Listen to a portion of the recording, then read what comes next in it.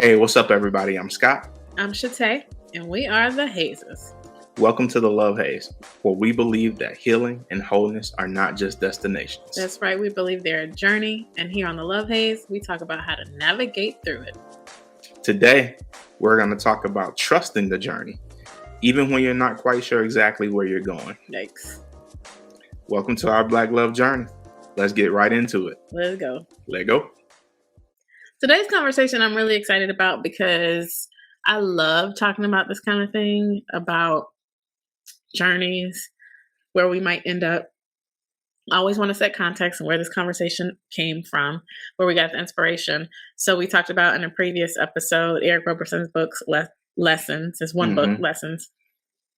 100 lessons for life and love. And it is obviously an extension of his hit single Lessons, which we love with our whole heart. Yeah, we do. And this is not really a lesson in the book, although there are some things inspired around it, but he also gives some stories in the book. And this one is something that he says he's learned from Tommy Davidson, the comedian.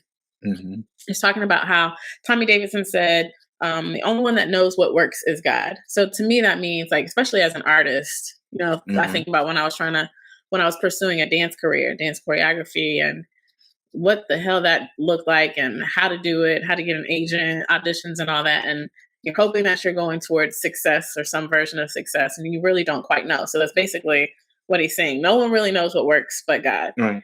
And then Eric Roberson says this next line that really just jumped off the page to me and was like, ooh, it was just so real. He says, not everything will work, but don't waste time prejudging your steps when the journey has the answers. That's a whole word. When the journey has the answers, Shawty, it does. It's so true. And really got to just sit with that for a little bit and unpack it. Again, this is Eric Roberson's Lessons, 100 Thoughts on Life and Love. So first thing that came to mind for me is how this just steps right all over our control issues, right? And we both have them. And so when you're thinking about taking steps, let's talk about a leap of faith. We'll have another episode on that. We're just going to take a couple of these lessons from Eric Roberson and talk about them in general. So expect to hear more from it. But control issues and how a lot of times, we want to know what's going to happen. Like, we want to know that the bet is a sure thing before we actually venture out to do the thing. What are your thoughts? But what he's saying is actually, you can't know, which is true. The journey has the answers. That's just so deep. I'm gonna keep saying that over and over. But what do you think about it? I mean, ultimately, I think that we all know that that's what faith is, right? It is taking the step. It is doing the thing. And I think that sometimes I've gotten confused. And the reason that I've used to hold myself back or have some restraint or give myself the excuse not to do the thing is that I've always tried to have my faith rest in that it will work out in the way that I want it to work out. Right. And faith is really taking the step and knowing that no matter what happens, you're going to be okay. Like you're going to come out of it and you will glean the lesson from the thing that is going to propel you to your next step, or whatever it is that you're supposed to get from it, you'll get from it. And it keeps us hostage a lot of times. It's kept me hostage a lot of times and giving me the excuse that I ultimately wanted not to have the faith and not to take the first step towards doing the thing. Yeah. Everything will work out very good. It reminds me of, and I know I've talked about it before in one of our conversations, of that book, The Alchemist. How, I always feel like I butcher his last name, Coelho or something like that. It's a Brazilian or a Portuguese author. But the book is about a young boy who has a dream, a literal dream, like sleep. And in his subconsciousness sees a vision of something. And when he awakes, he wants to go find the dream. which obviously for artist dreamer myself is just so profound and symbolic to like actually going after your heart's desires. And he sells, I think, if I read the book years ago, he sells everything where he currently is and then just sets out to figure out how to realize his dream. But he doesn't have a plan. He just goes from one place to the next. And in every place, that place opens up or gives him everything that he needs. Mm-hmm. I think, and again, it's been years, but one part, like early on, he gets to some village, might not have enough to get to the next one or something like that. No resources, gets a job at this place. Do you know what I mean? Meets the people he needs to meet to then guide him to the next place. And there's something just so really beautiful and inspiring about that story. And it's tricky for that to play out in your actual real life, to, you know, not have all of the answers or to take the risks when you're unsure. Like, that is uncomfortable. It is, but we've also been socialized and groomed by our parents and all of those things, you know, to live a life that is planned. Yeah. Right. To, you know, take the right courses, to be prepared for the next steps, to choose a good college, to, you know, have this major, get a job, to have an internship, get a job, do these things, set a career path for yourself.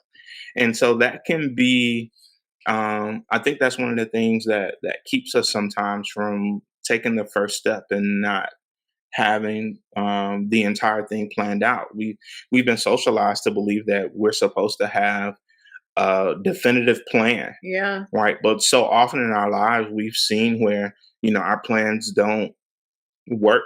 They don't pan out the way that we saw them panning out, but they ultimately plan out for our good. Right. We all had these plans to be married by a certain age, to have kids by a certain age, to have bought our first home by a certain age, all of those things. But God had a different plan for us. And a part of that was having the faith to do the thing. And I think that everything that we've experienced up to this point prepared us for the life that we're currently living. And, you know, that's kind of what it means to me when I hear like the journey has the answer. Right. It's not what I thought it would be. Yeah. You know, but the life that I'm living currently is something that I could not have imagined with my small thinking and with my small plan. Yeah. Like when you just said, what did you just say? Something about God had a different plan, but it's a better one, right? Better than we can think, ask, or imagine, because that plan takes into account all of the learnings, the lessons that we will get along the way. So what is a good example of how this has shown up in your life in terms of you didn't maybe know what was going to work, but you had to just see in the journey? One of the first things I think of is this podcast, for example. We kind of set out to do a thing, and we started out with some ideas of what to talk about, and we like released those first like 6 episodes. And when I look back at those episodes, I cringe at like the audio and the video of them. It's just like a hot mess, but we started somewhere. And then the second group of conversations, what we call the second season, we're like, okay, we're going to talk all about purpose and talk to a number of our friends and have conversations about purpose. And then at some point we evolved even to be like, well, this doesn't feel sustainable. And actually we don't want to have every conversation to be centered around someone else's stories. And so then we found our way to this other thing. And so it just continues to evolve in the doing of it. Like each step reveals the next one. I think that's a really cool example of how it's shown up for us. Yeah. I'm sure there are other ways too. It is just that, right? It continues to evolve in the doing. Yeah. Right. I think that we can give ourselves permission to stay on the sidelines until like the weather looks perfect, until we have the perfect audio and visual equipment and all of those things. But from our first season, our second season of conversations, to getting to the point to where we're not going to have seasons anymore. We're just going to have ongoing conversation, those types of things. And I'm sure that there are other kind of evolutionary things that will take place in the midst of our conversations. Yeah. But it is in the midst of doing the thing where you learn to make the appropriate adjustment. Like, you cannot make the appropriate adjustment not being in the game. Yeah. Not being in the arena. Yeah. You only get to make the adjustment when you're in it. Yeah. And you can try to make an adjustment from the sideline, but you're not in the game. You're not doing it in real time. And all of that is just guesswork.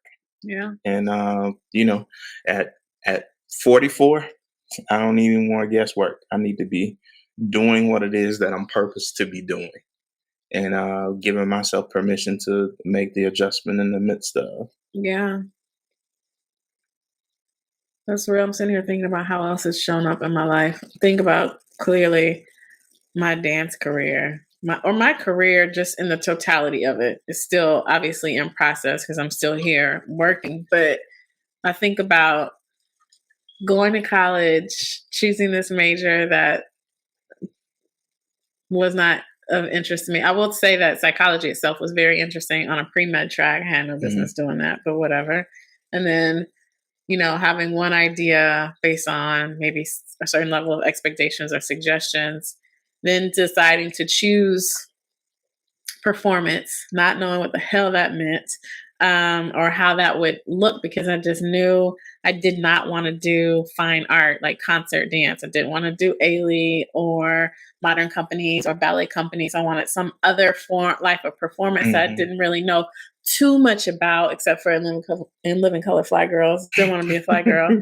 But I didn't have cable, so I wasn't really seeing music videos. But I saw something that resembled what I wanted. Moving to LA, and then even getting there and being like, okay, what the hell do I do now? Looking for auditions on the internet before that was even really a thing. You and the internet. Finding my way to different studios. And what happened for me was eventually, I guess what I'm saying, I did not know what would work for me in dance. I didn't know what my lane would be, but I went there, got planted in a studio. Those group of dancers would lead to meeting these other group of dancers. That group of dancers would actually say, like, this is where the people are, and got myself in the right place and was training from the right people. Then got an agent, was going to auditions. And even after all of that, so over 4 years in LA, doing a good bit of decent stuff. So I had lots of opportunity to teach and to choreograph and to perform, but never on the scale that I wanted it to be. And it was never really paying my bills either. I was just paying my dues and working other jobs to sustain myself, and that was killing me. So I left LA and thought that my dance career was over. Like, I ain't but Beyonce, so I quit and it's over with. But on the back end of it, I can know and realize that actually that was the training ground for me in LA. Yeah. That is what I learned, what it meant to be a professional dancer. That's what I learned, what it meant to have an agent and to have professional headshots, and how to audition and how to present myself. And then was able to move back to the South in Houston of all places, and like work more in Houston than I did in all 4 years of my time in LA. And then that opened the doors for grad school and for working in Dallas. And, I was just able to build this career for myself that I had no idea that's what it was going to look like, but I had to just get out there and hit the pavement, you know? But our stories, I believe our stories are set up in that way, to where we don't necessarily know what it's going to look like. We have some semblance of an idea of what we want it to look like. Yeah. And, what I thought my story was going to look like is totally different than when I ended up, living. Yeah. And my idea in my head, I was going to be a nurse anesthetist. And then I shifted from that to thinking that I was going to be an occupational therapist. flunking out of occupational therapy school and shifting into being a social worker, which I originally thought was like some loser something to get out of school, but ended up being the thing that was my thing. Mm-hmm. That was something that I had been doing, listening to people and helping them sort through things. I had been doing that since I was in middle school. And I thought that, it was just a thing. I didn't know it was a career path. But being on the journey and in the midst of those things that I originally thought were failures, trying to pledge, at Tuskegee, fell in my classes, driving the queues around, being with the bros, and then flunked out of occupational therapy school. It ended up introducing me to what would be my career. Yeah. And having a 22-year career in this field that I thought I had failed into, is where I was supposed to be. And that journey, it held my future. Yeah. Actually, I don't know what it would look like for me to be an occupational therapist. I can't imagine doing that now. Yeah. And not living this fulfilled life. I can't imagine that this podcast would be here with me being an occupational therapist. Like, what would I be talking to y'all about? Occupational therapy. For what though? Like, but I cannot see my life having panned out any other way. But had I not been broke and able to afford to maybe take a year off from school and get back into occupational therapy school the next summer or something like that, my life and my career would have took a different path. But this was the path that it was supposed to take for me. This is where I was supposed to be.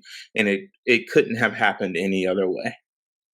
I would love to sit for just a moment with that line you said about you failed your way into it. And I think that's the case for all of us. Like we took this path because the door was closed. Can we just thank God, the universe, for closed doors for a moment and the places that they actually redirect you to? Because I absolutely thought I had failed my way back to Houston. Like, God dang, I didn't make it here. My life, my relationship, I ain't got no money. I have this college degree and I felt like I didn't have anything to show for it. And I just felt really, I don't even, just low, right? But it opened up some beautiful things and beautiful opportunities for me. I met the folks in Houston thinking, I was like, okay, I slept for a good month because I was depressed and fatigued because I was working overnight before I left LA. And then when I was starting to feel better, I was like, okay, I'm going to go to interior design school. Shout out to HGTV because I love that stuff even to this day. And then I'm just going to dance on the side for fun. And I found this studio. And all of a sudden, I have a full-on dance career just from going to the one class. I started teaching. That's where I met. That studio is where I met the folks who I went to China with and had the contract there. Just, again, one thing led to another, and all of a sudden, I was like, oh, I guess I'm not doing interior design. I'm actually dancing.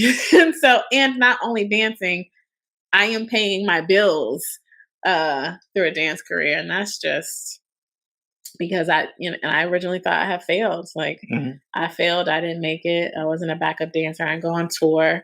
I wasn't in a music video. And yet, Yeah. And I have to say though, that even in the midst of those things that I thought were failures, what I realized and what keeps me connected, like, to God, like even in those moments, it gave me an opportunity to go back to home base. Yeah. Right. To not have the life that I thought I would have, to maybe be able to look around and see my friends and see them having some level of success in their careers and me being like, what the hell am I doing? Yeah, buddy. But to know that even in the midst of that confusion and me not knowing where I was on the journey, there was a home base for me to go back to, a place where I could lay my head, right, to regroup, and to know that even in those moments, God still had me covered. Yeah. You know what I'm saying? It didn't look like what I thought it was going to look like. And then, to me, it looked like failure. But when I look back on it now, I understand that was provision, right? There was a place where I could go. I could lay at my parents' house and I could take the time to regroup. I was not homeless. I was not living in a refrigerator box. No, not I everyone had food has to that. eat, right? Yeah. I had the coverage to be able to, you had the coverage to be able to sleep for a month and be depressed, right? And have food to eat at my mama's house. And all of those things, right? Yeah. And to feel like you failed, but even in the midst of that, to look at that thing and then be like, I was provided for. Yeah. You know, those are the things that keep me really connected, and also give me the courage to take the next step, because I know that no matter what, there will be provision. Even if it feels like failure in this moment, there is something that God has me covered, and I will have the time and the space that I need to make a plan and to move forward. And I don't have to be afraid, because I can keep it moving. We can say that now on the other side of it. In the middle of it, it doesn't feel like that at all. It feels like, what the hell's wrong with me? Mm-hmm. And that moves us right into the haze. Like, what's the haze of letting the journey have the answers? When you are in those moments that feel like failure, when you're in those redirecting moments, it hurts your ego. It hurts your spirit. Well, I'll speak for me. I just felt really like, what the hell am I doing with my life? Who am I? Why is this my situation? Why does everybody else seem to be fine and in their careers and happy and having relationships and buying houses? And I'm over here rebuilding and still trying to figure it out. That felt awful in the moment, you know? Mm-hmm. But even that, though, for me, being able to see it differently now makes me unafraid to take the next step. Yeah. Knowing that I felt that way in the midst of it. Yeah. And knowing that we've even had an episode entitled In the Middle of It, right? We understand that in the middle of it, it doesn't feel good. Mm-mm. But even on the back end, looking back to being in the middle of it, I was always taken care of. Yeah. I always had provision. So who am I to believe that then God would put me in a situation to where if I put feet behind my faith, that He's not going to provide for me moving forward? Yeah. Like He will. Mm-hmm. And so that part is, it can still be a haze, but I'm able to talk myself off the ledge, and knowing that no matter what it looks like, there will be provision. Mm-hmm. If there is vision, there will be provision. That's a word. If there is vision, there will be a provision. All right, Mr. Preacher Man. I ain't nobody's preacher, Charlie. I'm drinking liquor right now. What else is the haze? So yes, the discomfort. I would say the time. You know, when we, especially in the day and age we're in, where everything is digital and instant, the time it takes to build something that is lasting and worth having requires patience. Yeah. I was trying to think of all the things that I felt during that time. I think I was just thinking about this actually today, about my 20s and how much of everything just felt so urgent, so freaking like it has to be done yesterday. Mm-hmm. So just grinding at a ridiculous pace. And I felt like I was in a hamster wheel. And what the formula ended up working for me, so that I could pay my bills and still be present for what a dance career required of me, is like I worked overnight at a hotel in Beverly Hills and worked the front desk, the night audit, and was able to then be available for auditions during the day and classes during the evening, because that's where networking took place. And that just wore me down, like was just exhausting for me. But I was in this hamster wheel that led to some form of exhaustion and depression. But I was thinking about today, like, why was everything so freaking urgent for me then? And just thinking about how much peace I have right now, or not. What's the opposite of urgency? Calm is probably a better word. and how that is just so much, it's just a more sustainable way to live than, and at first I used to mistake that for maybe I don't have the same passion that I had, or, something, but I think it's just maturity. Like, I don't have to get to every place in 0.5 seconds, but I can just, I can coast. Like, what's the rush? Because I think for me, releasing myself from this idea that success is a destination, even in and of itself, right? Yeah.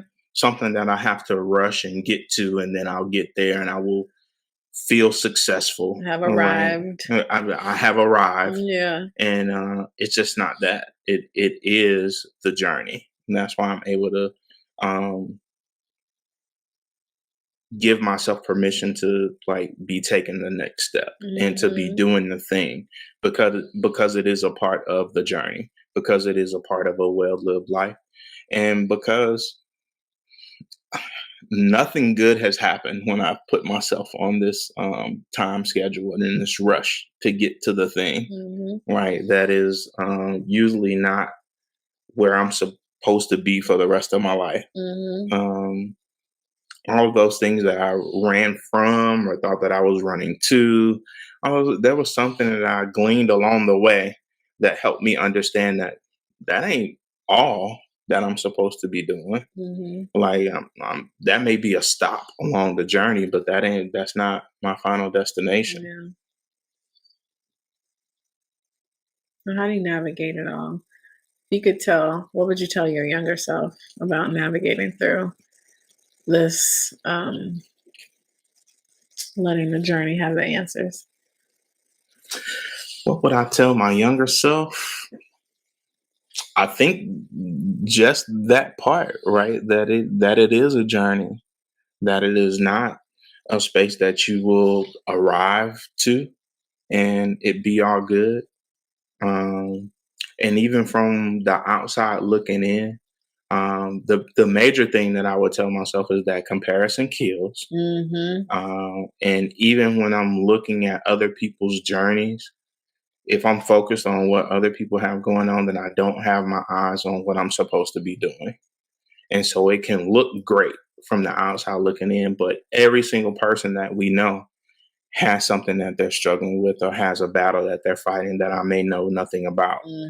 And so I can waste my time like looking at their journey and not moving my own feet, right? And feel like more of a failure because I'm not moving my own feet and I'm not running my own race.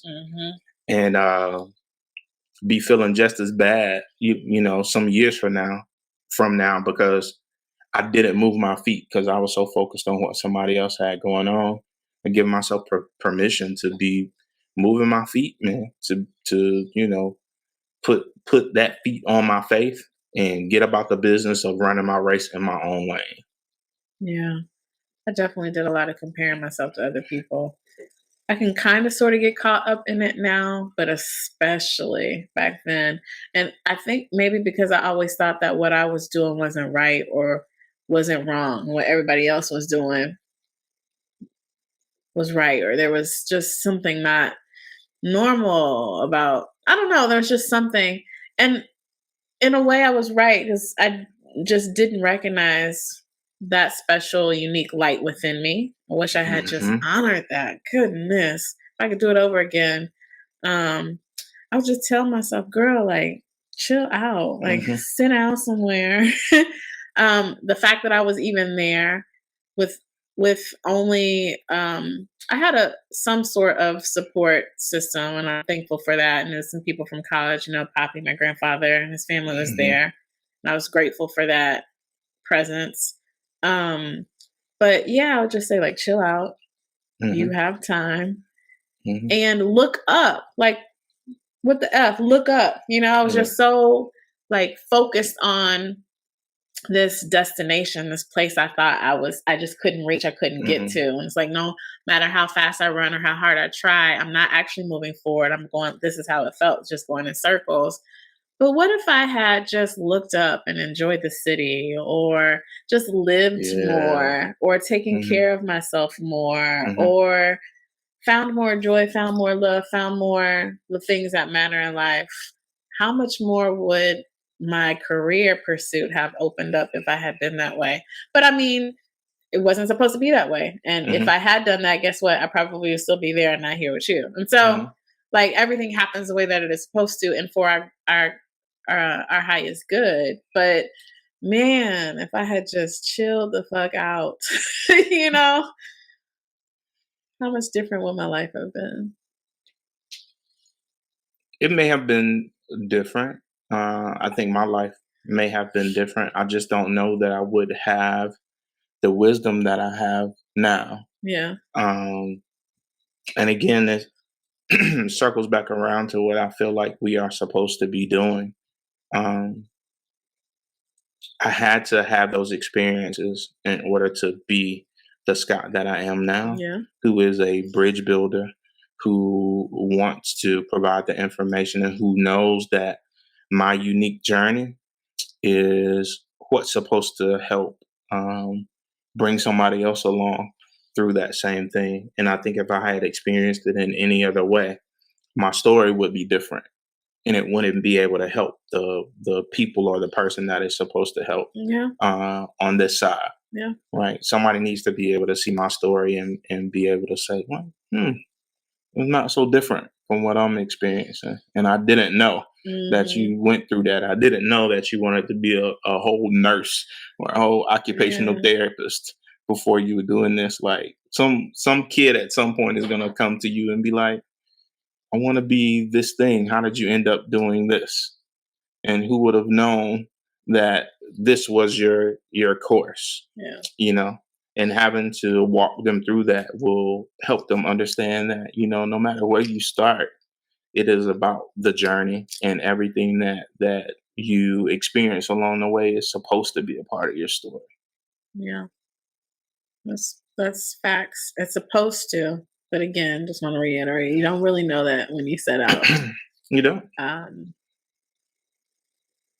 nice. That's the beautiful thing about it, though. And when the question comes up, like, how do you navigate that? The answer for me is shit, the best you can. Mm-hmm. Right. And that's all we're asking anybody to do. That's all I ask of myself every day. Sometimes I have to come back to center with that and just say, I am doing the best that I can Yeah. with the information that I have. And when I have new information, um, when I'm in the midst of a journey and I need to do something different, then I give myself permission to do something different with the new information that I have. Yeah. You know, if we can do that, then we're doing okay. And in the midst of to be able to enjoy life as it is, right now. If I'm spending my days and nights like hazing myself about what I did do or what I didn't do, and all those things that I cannot change, right? I don't give myself permission to be grounded and to see the world around me for what it is and to see the joy that is here. Yeah. And I'll be in 2023 talking about like, damn, I wasn't doing so bad in Yeah. 2022. Yeah. I wasn't doing so bad in 2021. All of those things, you know. Yeah. It's a word.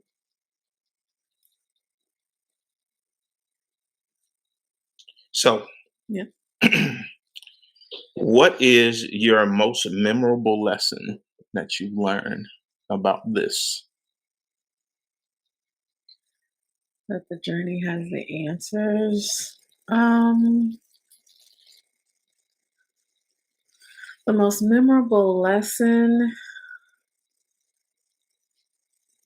or thought is really just that everything really does work out for our good, that it works out better than we could think or imagine.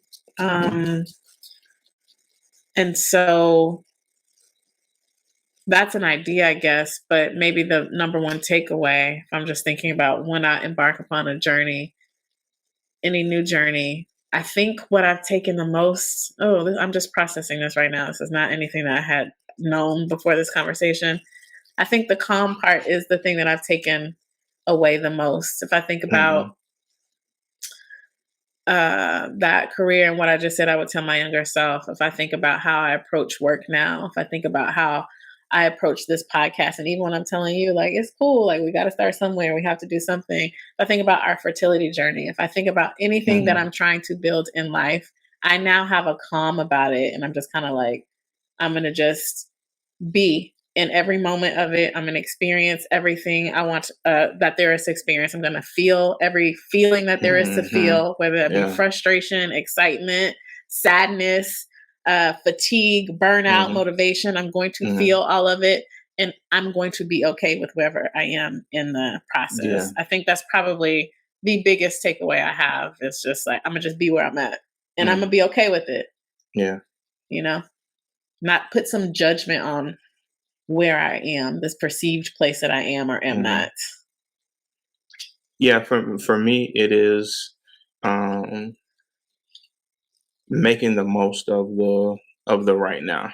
Yeah. I want to savor these moments.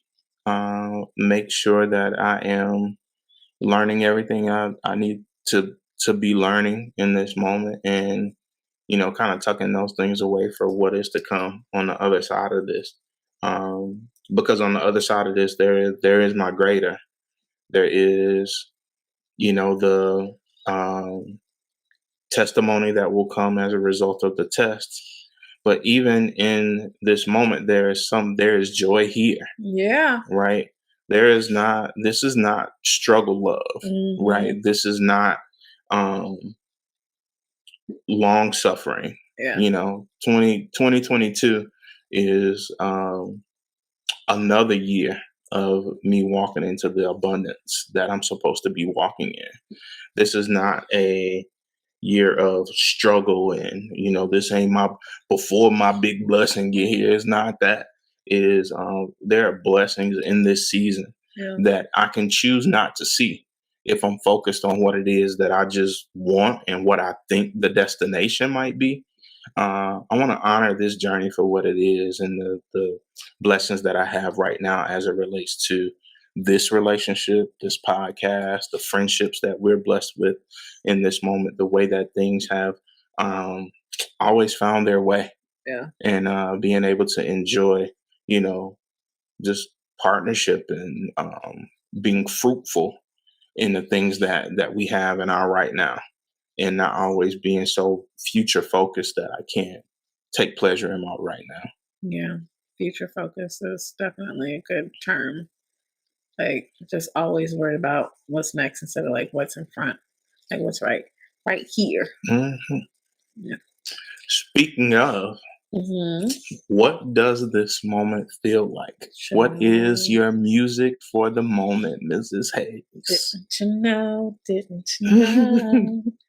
Erykah Badu, shawty. Didn't you know? Ooh, hey. I think I made a wrong turn back there somewhere.